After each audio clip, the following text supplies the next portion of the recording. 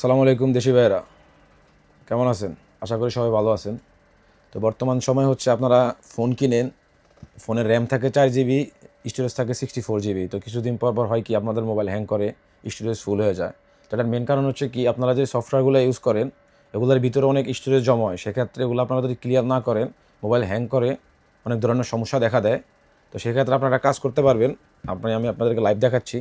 ধরেন এই একটা সফটওয়্যার গেমসের, এটা হচ্ছে আপনার 1 জিবি, বাট এই সফটওয়্যারের এমবি কিন্তু 1 জিবি না। এটা যখন ডাউনলোড করছে এটার এমবি কিন্তু আরও কম ছিল।